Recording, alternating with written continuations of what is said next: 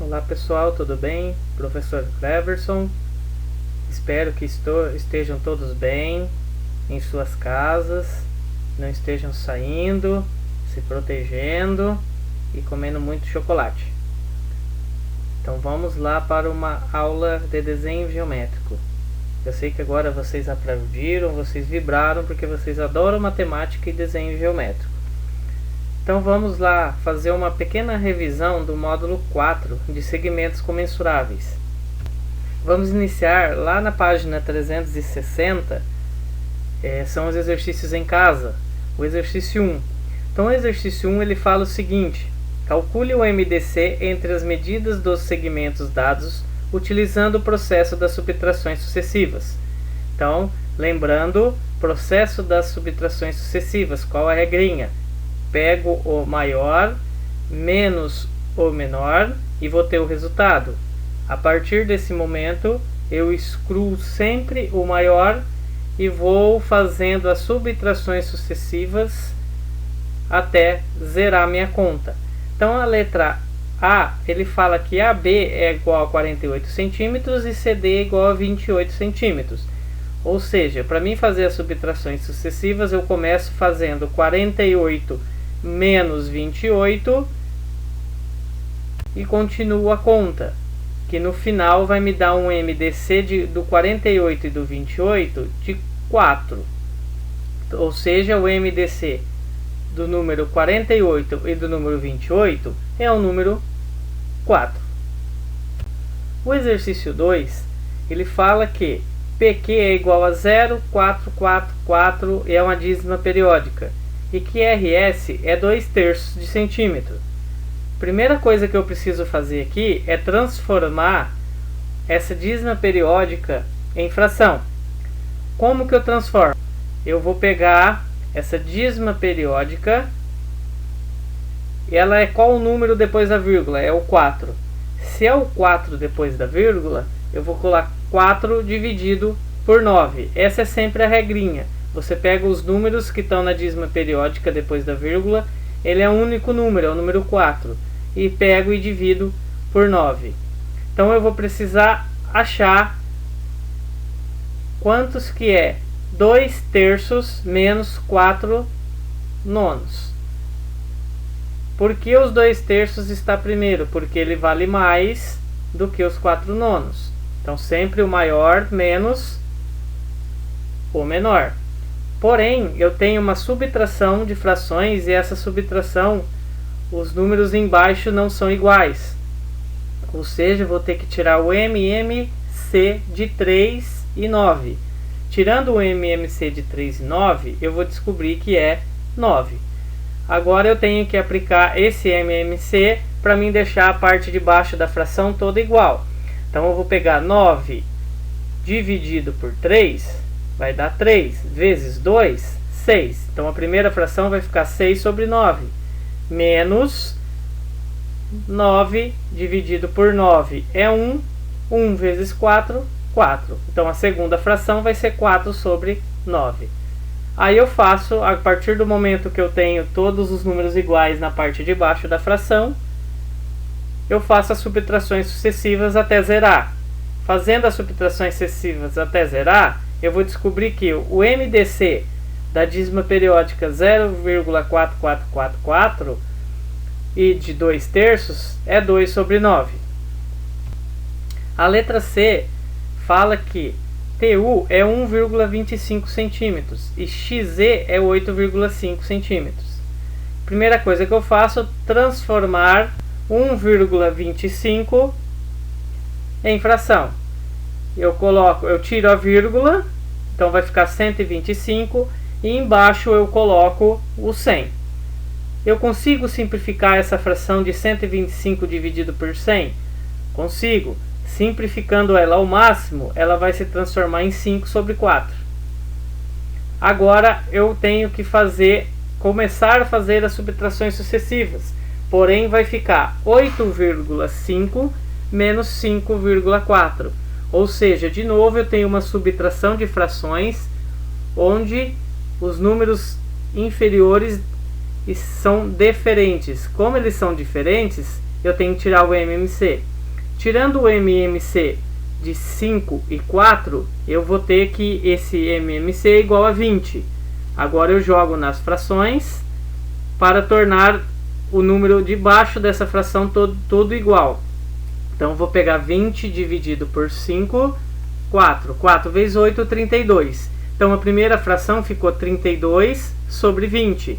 A segunda fração, vou pegar 20 dividido por 4, 5. 5 vezes 5, 25. Então a segunda fração ficou 25 sobre 20. A partir do momento que eu tenho todos os números iguais embaixo, eu começo a fazer as subtrações sucessivas.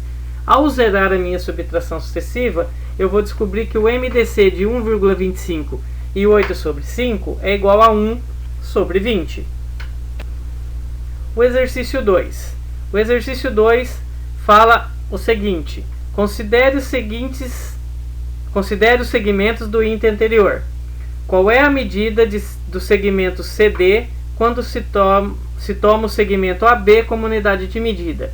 Então ele quer saber do segmento CD em relação a AB. Então eu vou simplesmente pegar o valor de CD, que é 48, e o valor de CD, que é 28, e o valor de AB, que é 48, e vou dividir. Então vai ficar 28, que é o primeiro, ele quer pegar o CD, então você pega o valor do CD, que é 28, e divide pelo valor de AB, que é 48. Vai se transformar numa fração. Eu não consigo dividir para dar número exato, então simplesmente eu vou simplificando essa fração até chegar no número de 7 sobre 12. Então, quantas vezes cabe o segmento CD no segmento AB? 7 sobre 12 avos. A letra B, qual é a medida do segmento PQ quando se toma o segmento RS como unidade de medida? Então, ele quer saber do PQ em relação ao RS. É só eu pegar o valor de PQ em fração, que é 4 sobre 9, e dividir pelo valor de RS, que é 2 sobre 3.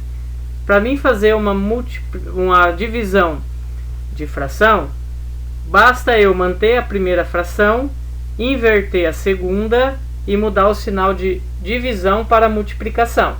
Então vai ficar 4 vezes 3, 12, 9 vezes 2, 18. Consigo simplificar essa fração? Consigo. O máximo que eu consigo simplificar essa fração é dividir os dois números por 6. Dividindo os dois números por 6, eu vou ter 2 sobre 3. O C fala: qual é a medida do segmento TU quando se toma o segmento XZ como unidade de medida? Então ele quer saber o TU para o XZ, ou seja, eu pego o TU e divido XZ.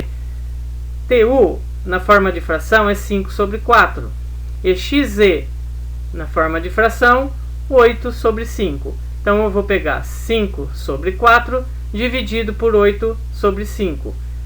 Para mim fazer essa conta, eu mantenho a primeira fração, inverto a segunda e mudo o sinal para multiplicação. Então eu vou ter um resultado de 5 vezes 5, 25, 4 vezes 8, 32. Eu tenho algum número em comum que eu consigo dividir esses dois números? Eu não tenho. Então a resposta será 25 sobre 32. Ou seja, TU cabe em XZ 25 sobre 32 avos de vezes. O exercício 3, resolva cada um dos problemas a seguir. A letra A fala: se num triângulo retângulo a hipotenusa mede 30 cm e um cateto mede 18, qual é a medida do outro cateto? Então aqui a gente vai começar a usar o teorema, que é hipotenusa é igual a cateto, a hipotenusa ao quadrado é igual a cateto ao quadrado mais cateto ao quadrado. Ele fala que minha hipotenusa é 30 e que um dos meus catetos é 28. Aplicando a fórmula, o teorema, eu vou substituindo até chegar na raiz quadrada de 576. A raiz quadrada de 576, se eu for diluir ela dentro da raiz, eu formo vários pares. Tirando, a partir do momento que eu tenho pares que estão com expoente igual a da raiz, ou seja, a raiz é quadrada e os números dentro da raiz está elevado ao quadrado. Eu corto esses números e eles saem para fora da raiz. Então ficou 2 vezes 2 vezes 2 vezes 3, ou seja, a raiz quadrada de 576 é 24, que é exatamente o outro cateto que está faltando nesse exercício. O exercício 3, letra B. Num retângulo, os lados medem 12 e 16 centímetros. Determine a medida da diagonal desse retângulo. Então, ele fala para mim que os lados têm 12 e 16 e quer descobrir o valor da diagonal. Se eu traçar uma diagonal no retângulo, eu vou formar 2 triângulos retângulos. O que é um triângulo retângulo? Exatamente, é um triângulo que tem um ângulo de 90 graus. A partir do momento que eu formo um triângulo com um ângulo de 90 graus, eu posso aplicar o teorema. Aplicando o teorema, eu vou chegar que a hipotenusa, e é exatamente o que eu quero saber, a diagonal, no caso do retângulo que a gente traçou essa diagonal, ele é igual a raiz quadrada de 400. Raiz quadrada de 400 é igual a 20. O exercício 3, letra C. Determine o perímetro e a área do triângulo retângulo PQR. Então ele fala ali, ele dá para vocês ali na página 360, ele dá a imagem do triângulo e fala para determinar o perímetro e a área. Ele me fala que a hipotenusa, olhando ali, a hipotenusa é x mais 8. E os outros catetos, um mede 20 e o outro mede x. A primeira coisa que eu preciso fazer é descobrir quantos vale esse x, aplicando o teorema. Então a hipotenusa, olhando na figura, você vai descobrir que ela é x mais 8, vai ser elevado ao quadrado, que é igual a um dos catetos, que é 20 ao quadrado, mais igual ao outro cateto, que é x ao quadrado. Resolvendo essa equação, esse x mais 8 elevado ao quadrado, ele está na forma simplificada. Eu preciso colocar na forma completa, para mim tirar esse parênteses. Então eu vou colocar x ao quadrado, mais 2 vezes 8, 16, 16x, mais 8 ao quadrado. E vou continuar essa conta até chegar a um valor de 336 dividido por 16. 336 dividido por 16 é igual a 21. Ou seja, o x nesse triângulo ele tem que valer 21. Então um dos catetos vai valer 21, que é a base desse triângulo, e o outro, e a hipotenusa, vai valer 21 mais 8, ou seja, a hipotenusa vai valer 29.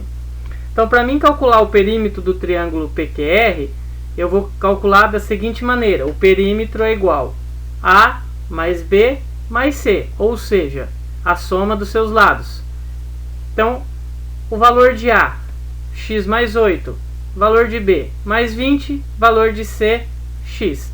Substituindo o x pelos valores que eu encontrei dele, vai ficar 21 mais 8, mais 20, mais 21. A soma de tudo isso daí, ou seja, a soma de todos os lados desse triângulo, dá 70.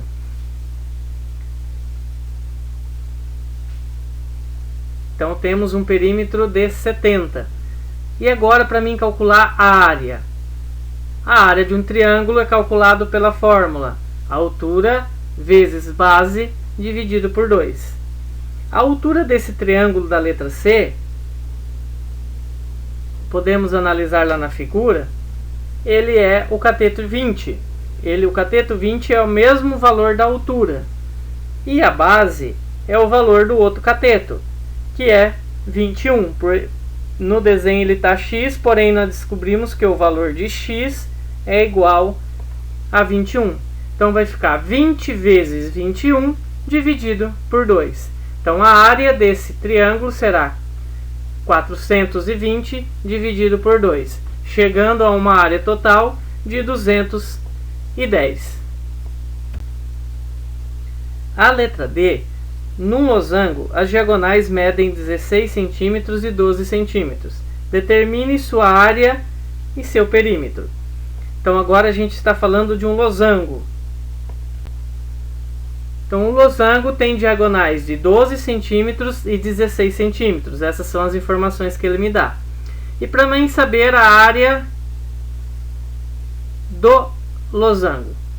O losango, para mim calcular a área, é a diagonal maior vezes a diagonal menor dividido por 2. E eu já tenho todos os valores para mim poder fazer esse cálculo. Ou seja, minha diagonal maior é 16, minha diagonal menor é 12, que vai se multiplicar e dividir por 2. Então vai dar um total de área de 96 centímetros quadrados. O perímetro desse losango. Para mim calcular o perímetro desse losango é igual 4 vezes um lado. Mas eu não tenho o lado desse losango. Então eu vou ter que calcular usando o teorema para achar um lado desse losango. Eu formei um ângulo de 90. A partir do momento que eu traço essas diagonais, eu formo 4 triângulos retângulos, ou seja, que tem ângulo de 90 graus. Basta eu calcular um desses triângulos para mim saber um lado. Porém, aqui não pode se esquecer do seguinte: ele está dividido. Então, se a diagonal total é 16 e eu estou calculando só um triângulo, eu tenho que dividir por 2. Então, o que eu não tenho e é o que eu quero descobrir que é o meu lado? É a hipotenusa. É justamente o segmento, a reta contrária, que está o ângulo de 90 graus. Um dos catetos não é 16. Por quê? Eu só estou calculando um lado. Então tem que dividir por 2, é só metade. Vai ser 8. E o outro cateto, que é 12, eu vou utilizar só a metade dele, que é 6. Aplicando no teorema, eu vou chegar a que x é igual a 10 centímetros. Ou seja, um lado desse losango tem 10 centímetros. Como o losango possui 4 lados, para mim achar o perímetro dele, eu faço 4 vezes o lado. Então, 4 vezes 10 é igual a 40 centímetros. A letra E, determine as medidas desconhecidas dos triângulos retângulos a seguir. Então, tem a figura ali de 3 triângulos. Vamos descobrir, ele quer que descubra o valor de x de cada um desses triângulos.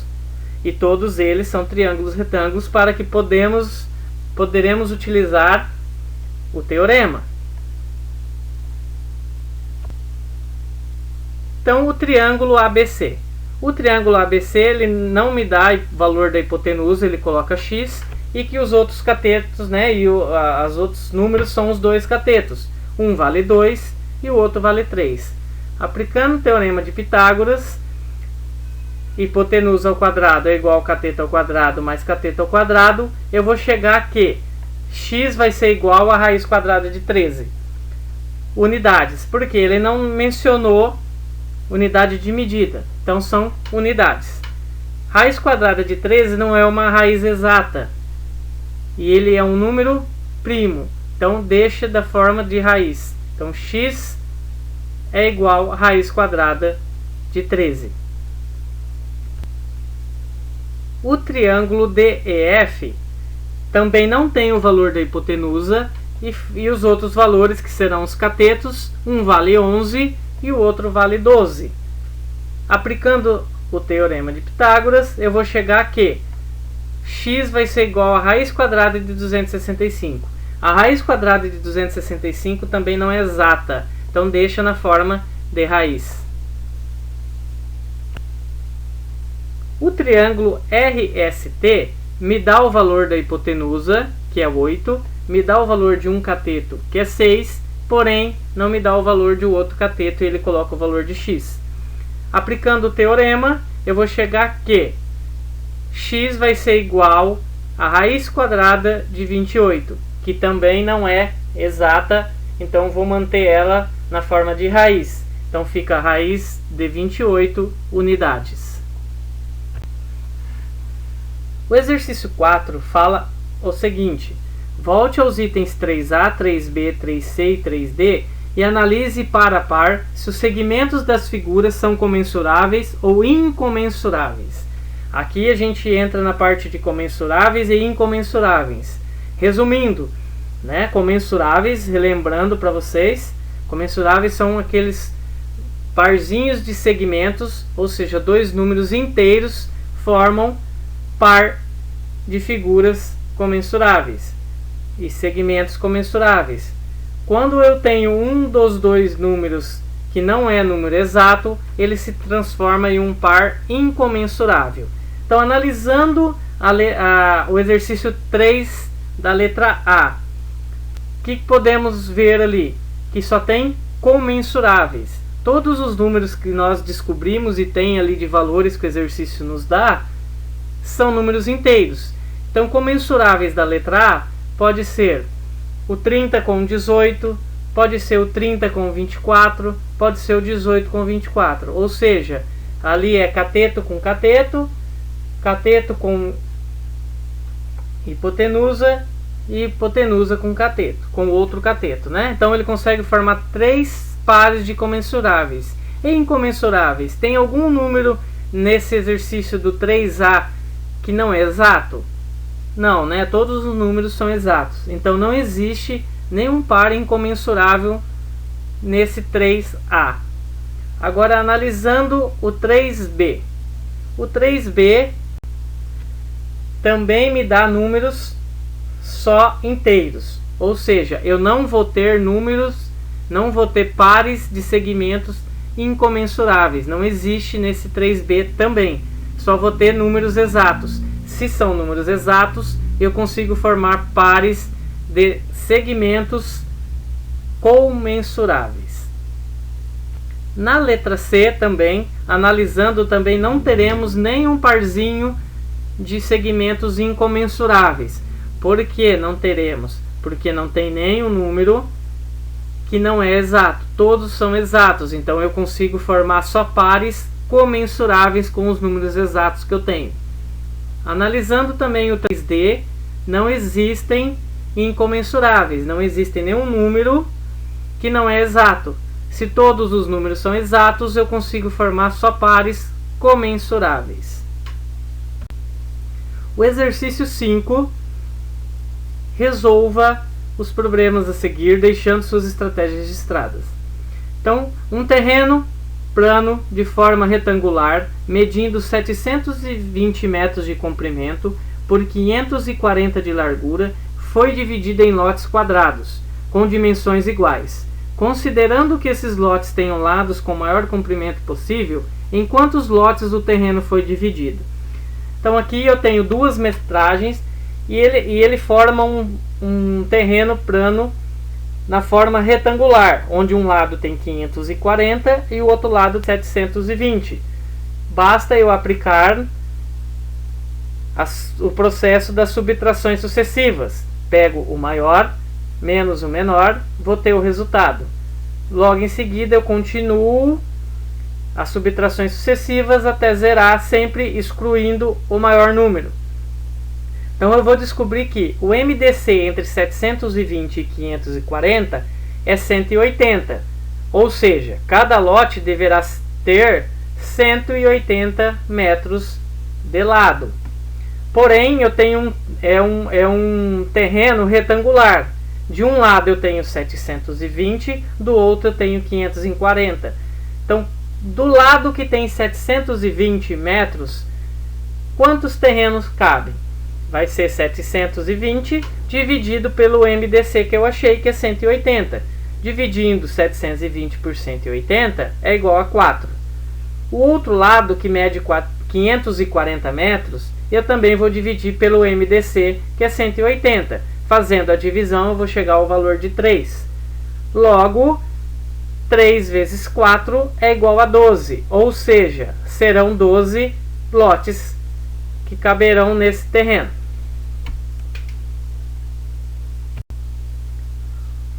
O 2. Na Escola Pierre de Fermat foi realizada uma gincana com o objetivo de arrecadar alimentos para montagem e doação de cestas básicas. Ao fim da gincana foram arrecadadas 144 pacotes de feijão, 96 pacotes de açúcar, 192 pacotes de arroz e 240 de fubá. Na montagem das cestas, a diretora exigiu que fosse montado o maior número de cestas possíveis, de forma que não sobrasse nenhum pacote de alimento e nenhum pacote fosse partido. Seguindo a exigência da diretora, quantos pacotes de feijão teremos em cada cesta?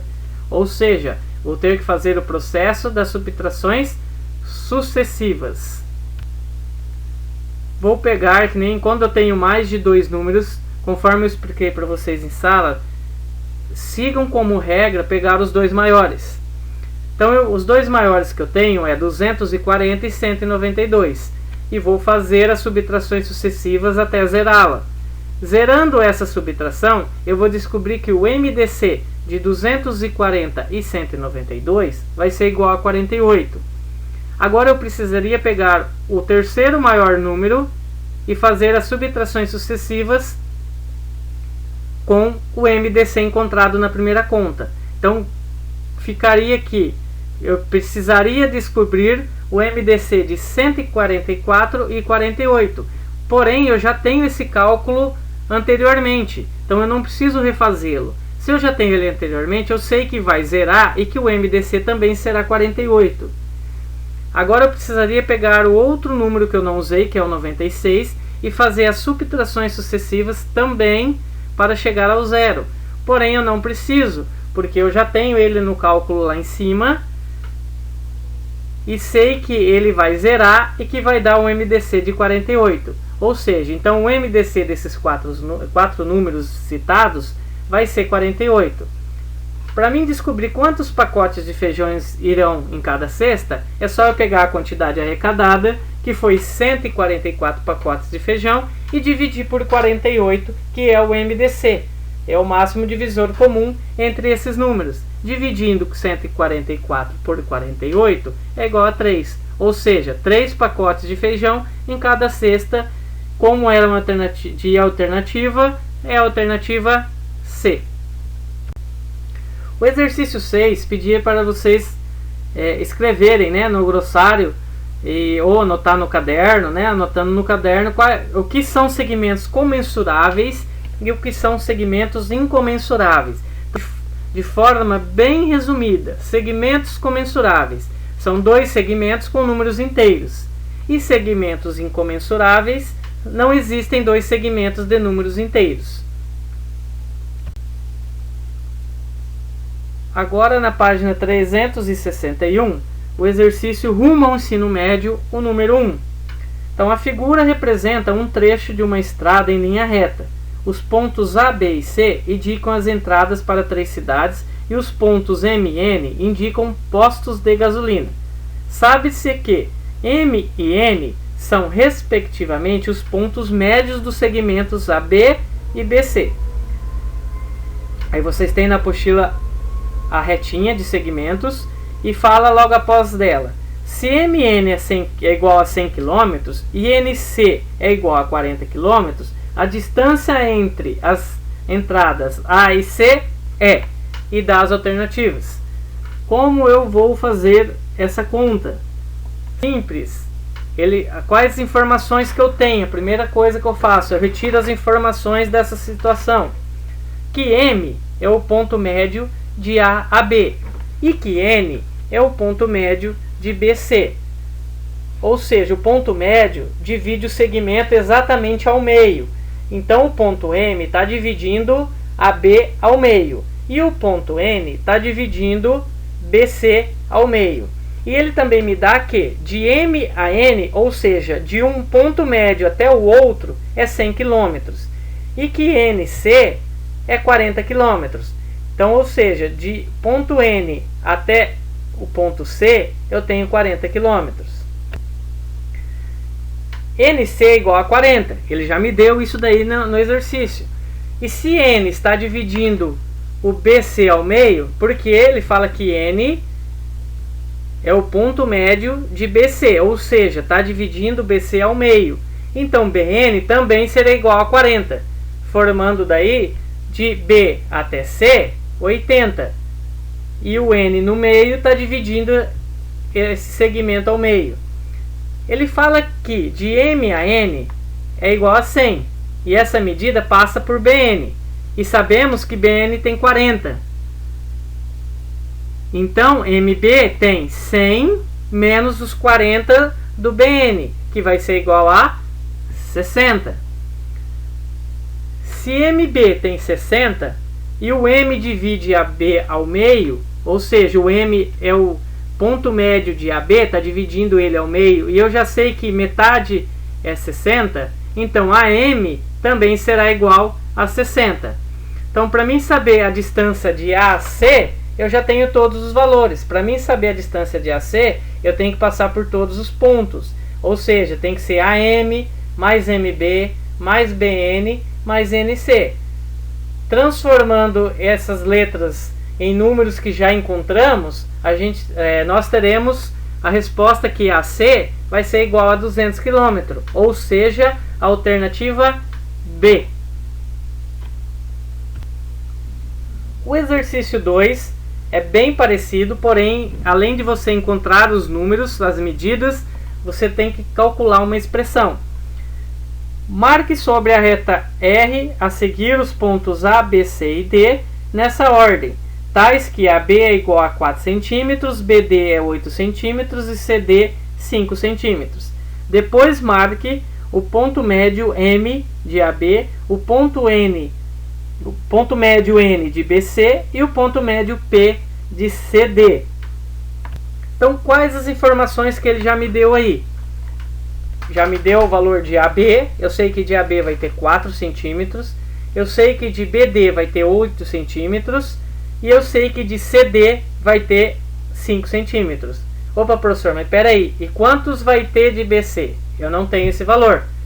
Porém, para mim descobrir qual é o valor de BC, basta eu pegar BD menos CD, porque ele já me deu que de B a D é um valor e que de C a D é um outro valor. Logo, BC vai ser 8 menos 5, ou seja, o valor de BC vai ser 3 centímetros. E ele me dá mais algumas informações importantes. Ele fala que o M é o ponto médio de AB, ou seja, ele vai dividir o segmento AB ao meio. E o ponto N vai dividir o segmento BC ao meio. E o ponto P vai ser o ponto médio de CD, ou seja, vai dividir CD ao meio, exatamente igual. Aí ele pede para calcular essa expressão, AM mais NP dividido por BC, qual vai ser essa resposta, e dá as alternativas. Então vamos lá, vamos analisar como podemos chegar nesse resultado. Se AB é igual a 4 e M está dividindo ao meio, então AM será 2, certo? Porque se eu tenho de AB é 4 e o M é o ponto médio, significa que o M está dividindo AB ao meio. Se o valor total é 4, metade é 2. Então eu já descobri que o valor de AM será 2. Continuando, se N está dividindo BC ao meio e BC é igual a 3, então NC será 1,5. Então eu tenho lá que do BC, a gente descobrimos lá atrás, no slide anterior, que vale 3. E se o N é o ponto médio, ele será metade, ou seja, 1,5. Porém, eu tenho que achar NP. Eu achei metade dele. Agora, se P está dividindo CD ao meio e CD é igual a 5, então o CP será 2,5. Então eu tenho o segmento CD que vale 5. E ele fala que o P é o ponto médio. Se P é o ponto médio, ele está dividindo esse segmento CD ao meio. 5 dividido por 2 será 2,5. Então, para mim saber o valor de NP, eu vou precisar somar o que eu achei de NC mais o CP. Logo, o segmento NP vai ser 1,5 mais 2,5, dando um total de 4. Então, eu já descobri que o AM vale 2 e que o NP vale 4. E o BC eu já descobri anteriormente que ele vale 3. Então, aplicando os números na expressão que ele me deu, vai ficar 2 mais 4 dividido por 3. 2 mais 4, 6, dividido por 3, 2. Ou seja, alternativa E. Então, hoje terminamos aqui a nossa revisãozinha da parte de figuras comensuráveis, né? Segmentos comensuráveis e incomensuráveis. Também trabalhamos bastante aí o Teorema de Pitágoras. Uma ótima semana a todos. As atividades serão passadas no plural. Eu ainda não havia passado nada para vocês porque o meu acesso ainda não estava liberado para poder mandar atividade para vocês do 9º ano, tá bom? Mas agora está liberado, eu vou começar a mandar as atividades para vocês. Então fique em casa, tô com saudades, não vejo a hora de voltar aí para a gente continuar nossas aulas de matemática, de desenho geométrico. E um abraço de longe e até logo, fiquem com Deus.